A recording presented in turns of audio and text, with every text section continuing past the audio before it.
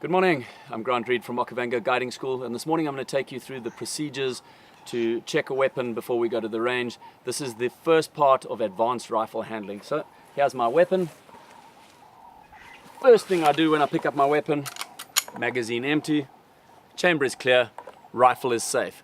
If you don't get that right, it is a critical safety error and you cannot be assessed. So that is the first vital part of the step. Now I'm going to check my rifle. The most important thing with a rifle check is consistency, having a sequence. So I'm going to work from here, my front sight. These can fall off sometimes, so I check my front sight is secure. I move down my barrel. I check that my barrel is free of any ballooning or any defects, and I move here to my rear sights. This is a CZ. They often have a problem with the sights jumping up. I check here. These sights are actually glued down. Often these springs become weak, so I check my sights. My rear sights are fine. I move down here, my gas release hole is nice and clear, and now I move to the breech.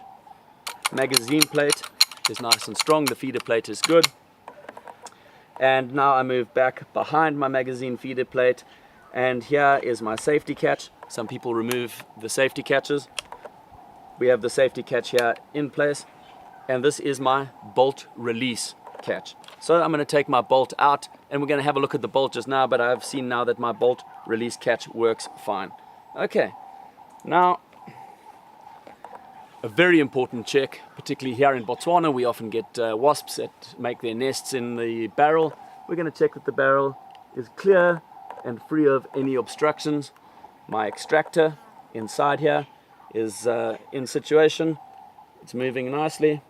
So I'm happy now with the top side of my weapon. So I'm going to turn the weapon upside down, and I'm going to start from the top here. I'm going to check that my screws are tight. This works with an Allen key. One thing we do teach people is, in theory, we check this before we go out on a walk, but a weapon like this that gets used all the time, these get worn out from overuse. So I have checked these, but if I didn't know this weapon, I would check this, and this Allen key to make sure that my stock is secure. If your stock is not secure on the rifle, as you pull the trigger, the force with which the barrel lifts will separate it from the stock, and you can end up with your rifle flying over your head and shattered stock in your hand. So I've checked that those are nice and tight. I check the catch for my magazine floor plate here. That is working nicely. No problems there. There's no cracks in my forestock. This is a synthetic stock, so it is unlikely to crack, but I still check that there are no cracks generating, particularly where it joins to the rifle itself. And pistol grip is fine.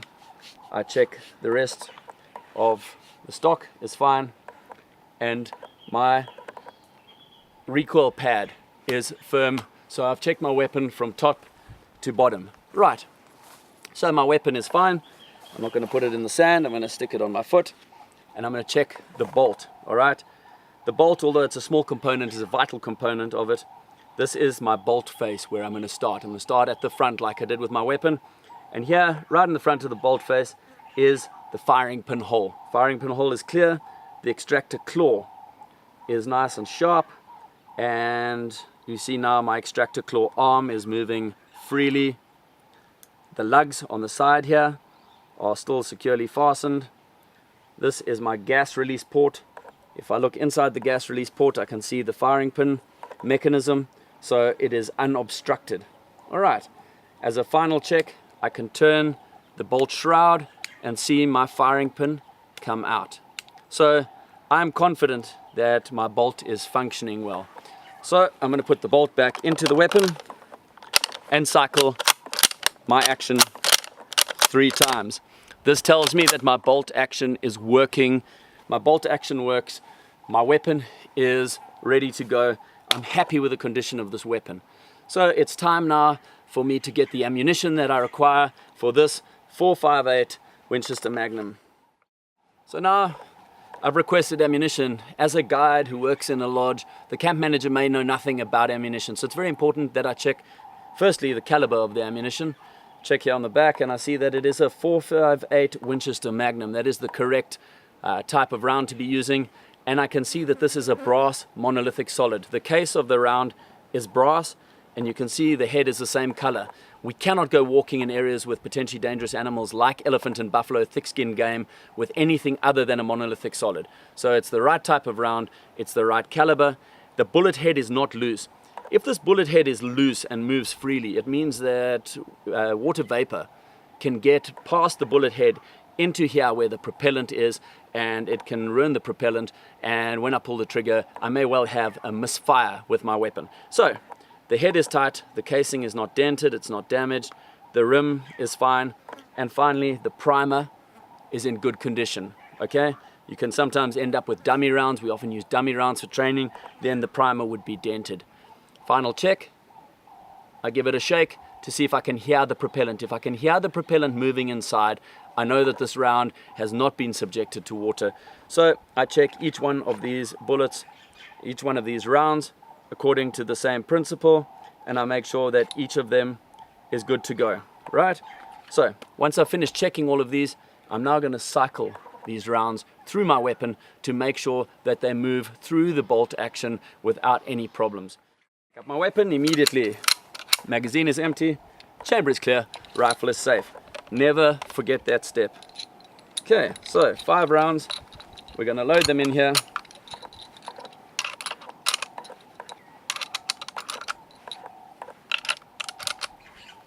And once they're loaded in, I'm going to cycle them. Now you'll notice I lock the bolt here. This is something that is quite important because when I offload the weapon and I'm not cycling my rounds, I don't lock my bolt, and it's very important to make the distinction, because if you lock the bolt when you are just offloading your rounds, you will be thrown off the shooting range, you will be found guilty of a critical safety error, and you will only be able to be assessed the next day. So each round comes out and each round is cycling fine. Okay, so right, so there's my 5 rounds. The next thing I'm going to do is I'm going to put this into carry mode. I'm happy with the rounds I've got. I would cycle my other 10 rounds, but for the sake of this video, we know that you now know how to cycle around. So same procedure, 5 rounds in, and we're going to put it into walking mode. Walking mode means basically that I've got 5 rounds here, my magazine is full, but I'm going to have nothing in the chamber, and my firing pin will be relaxed. So how do I do that? I firstly push down the rounds like that with my thumb. This means that the bolt face is not going to pick a round up as it moves forward. So now that I move my bolt face halfway forward, it's impossible for it to pick up a round. I stick my finger in, I check once more that the chamber is empty, and I now close the weapon. This is the first time I'm going to put my finger on the trigger in this entire exercise. Going through all of your safety checks, you never put your finger on the trigger until you have to. And I depress the bolt with my finger on the trigger. This means that my firing pin is now relaxed. It's in a relaxed position. My last check, I just check here at the back. I make sure that my firing pin has relaxed.